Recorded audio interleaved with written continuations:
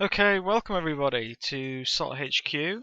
I'm just doing my amazing Spider-Man level talk and theory craft, pretty much. So first things first, this amazing Spider-Man is the main continuity of Marvel.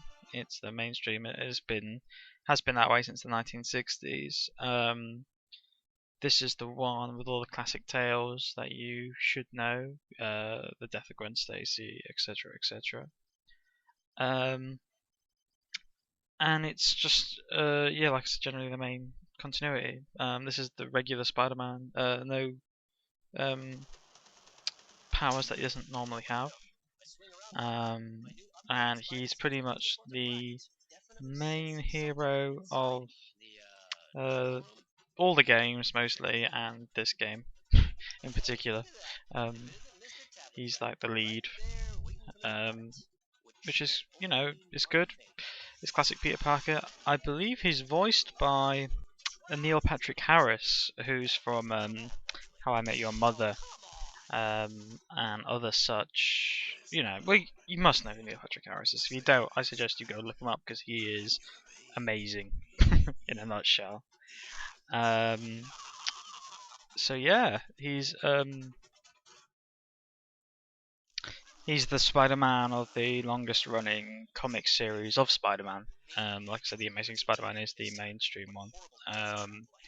Going since the 60s, developed by Stan Lee and Steve Ditko in the 60s. I don't know if I should go into the whole, what did Stan Lee think when he did it? Um, you can really find that on YouTube by yourself. It's pretty easy to find. Um, with regards to the game, the one thing I want to point out is how well Neil Patrick Harris and obviously the writers write Amazing Spider-Man. They really do. His lines and one-liners are exceptional in this game. They're cheesy to the point of knowing they're cheesy. They break the fourth wall a little bit, which is nice to see. It's good, and the humor kind of changes for each Spider-Man. Now, it's not a massive change, but it's a little bit apparent, and I think some people notice it. That's down to a number of things. The fact that each Spider-Man's got, it's a different time and age in Spider-Man. Like, obviously, the Ultimate series of Spider-Man is a younger Peter Parker.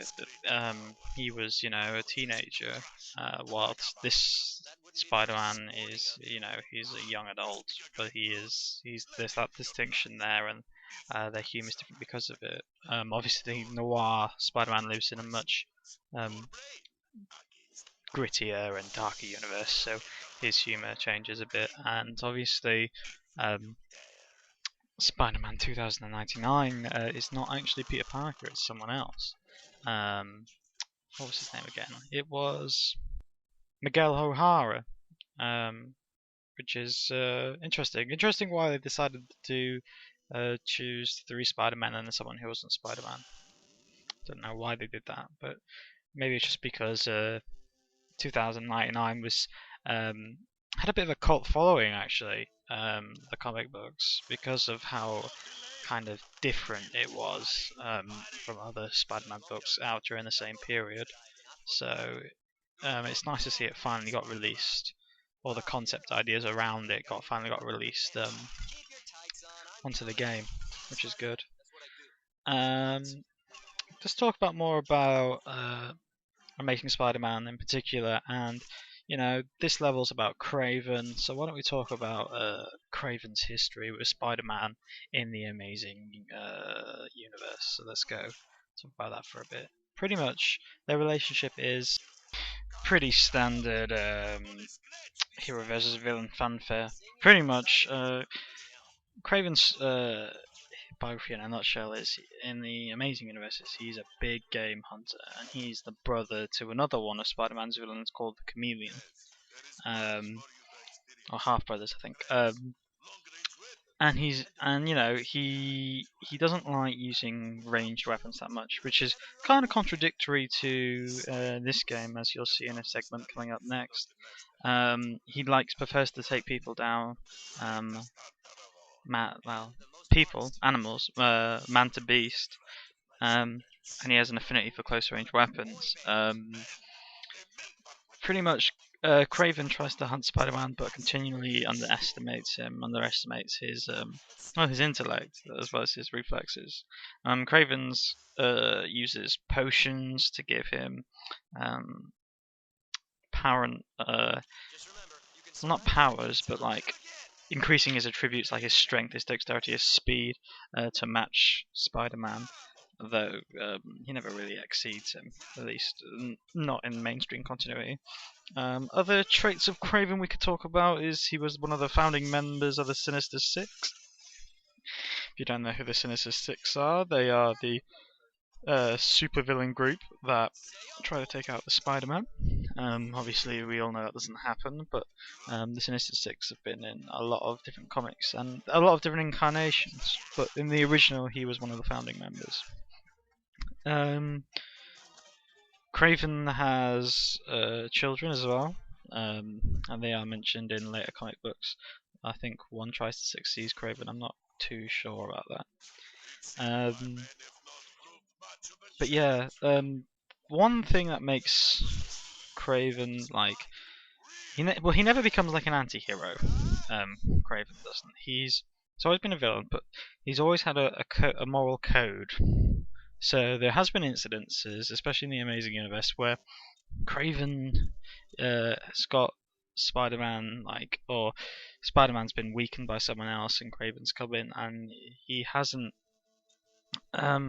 killed Spider-Man. He hasn't stopped him because it's gone against his own code. Because he kind of like he has that code of honor that he uses. So that makes him more unique, or it makes him more cliche, I guess. For some villains are always a bit cliche like that, like I will not kill you until you are at your full strength, and then I will defeat you. That's up to you guys. A really big point of Craven's history is actually he's one of the not so few members of the Marvel Universe who died and come back to life. In the last hunt of Craven, he resignedly beats Spider-Man, but Spider-Man survives it even though he's quite drugged. And happy with the fact that he's beaten him, he actually, after helping Spider-Man defeat Vermin, he actually commits suicide, and actually dies. But he does come back to life eventually. They always do. I'll take these last couple of minutes just to talk about how the game represents the Amazing Spider-Man. It doesn't follow the continuity of the actual comics. It tries to follow some bits, but it fails at others. The art style is on there. It's on par. It's passable. I believe that, or I feel that Neil Patrick Harris really does represent the Peter Parker of the mainstream comics quite well. He represents the side of Spider-Man that people sometimes forget about. People always, they don't always. Sometimes they feel that too much depressing stuff happens to Peter Parker, so he's always a bit of a downer. But Neil Patrick Harris does a fabulous job of representing his happy-go-lucky side. Overall, I think they knew what to do with the Amazing Spider-Man. It happens because he's the most mainstream. They've had the most practice with him. This is the Spider-Man that you've played in every Spider-Man game that's ever been around, apart from maybe Ultimate Spider-Man for the PS2, which was based in the Ultimate series, which has had a Teen Spider-Man. But yeah, they've always used him, and they've always known how to do him, and I really do, I dig it, and it's so much better than the biggest downside to any of the films is the actors' voices. They're just not on par with the voice actors because they have this jolly sense. One thing I wanted to mention because I kind of forgot about it was in the review. My review I did was the first-person camera. A couple of times in the game you'll go into first-person mode, and occasionally you might get into fights like you're seeing right now. And yeah, you know you have to click buttons to dodge and to attack. As you're seeing, it's popping up telling me how to do it. Which God of War style fanfare banter, but it's rewarding. It's a good perk. I don't have a problem with it. Uh, I don't think it punishes the game at all or makes the game worse. I mean, it may not actually make the game that much better, but it's nice. It's nice. So next Spider-Man I'm going to do is the Ultimate, guys. Look forward to that, and I will catch you later. Take care now. Bye.